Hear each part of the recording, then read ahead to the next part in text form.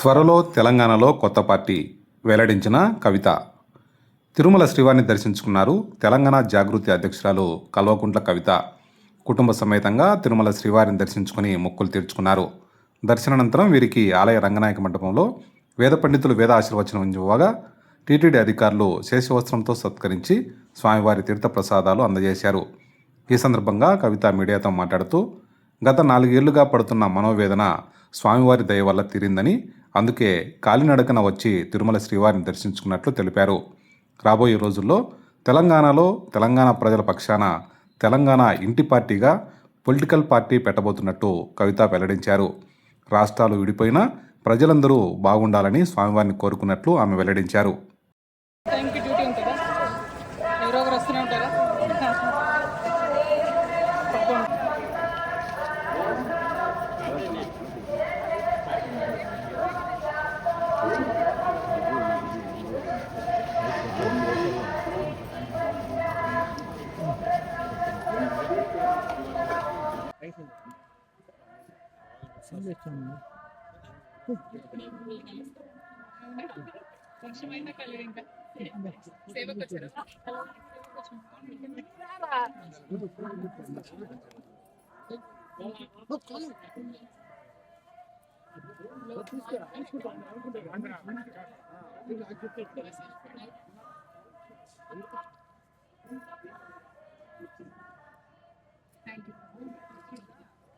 Madam ఇంగ్లీష్లో బయట ఉంటుంది.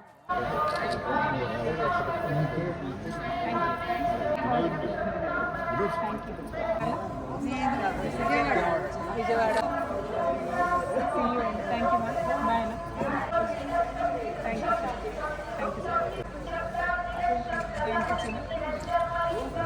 బాయ్. థ్యాంక్ యూ అందరికీ. ఎట్లా హెల్తీ. థ్యాంక్ యూ చెప్పండి. Thank you. See you.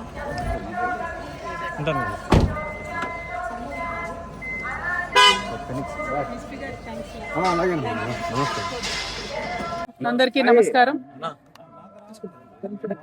నేను గత 4 సంవత్సరాలుగా పడుతున్నటువంటి మనోవేదన ఆ స్వామివారి దయ వల్ల మరి కంప్లీట్గా నేను ఏదైతే చెప్తూ వచ్చానో, సత్యం నా వైపు ఉంది, న్యాయం నా వైపు ఉంది, భగవంతుడు నా వైపు ఉన్నాడని చెప్తూ వచ్చాను. అదే నిజమని రుజువు చేస్తూ కంప్లీట్గా కోర్టులో మరి క్లీన్ చీట్ రావడంతో స్వామివారికి కాలినడకన వచ్చి మొక్కు చెల్లించుకుంటానని అనుకున్నాను. దానికోసం ఇవాళ ఇక్కడికి రావడం జరిగింది. నిన్న కాలినడకన కొండకెక్కి ఈరోజు పొద్దున్నే స్వామివారి దర్శనం చేసుకోవడం జరిగింది. మరి అదేవిధంగా రాబోయే రోజులలో తెలంగాణ రాష్ట్రంలో తెలంగాణ ప్రజల పక్షాన తెలంగాణ ఇంటి పార్టీగా పనిచేయడానికి ఫ్యూచర్లో పొలిటికల్ పార్టీని కూడా పెట్టబోతా ఉన్నాను. కాబట్టి దానికి కూడా ఖచ్చితంగా స్వామివారి ఆశీస్సులు ఉంటాయి, దయ ఉండాలని చెప్పి కోరుకొని మరి వాళ్ళు దర్శనం చేసుకోవడం జరిగింది.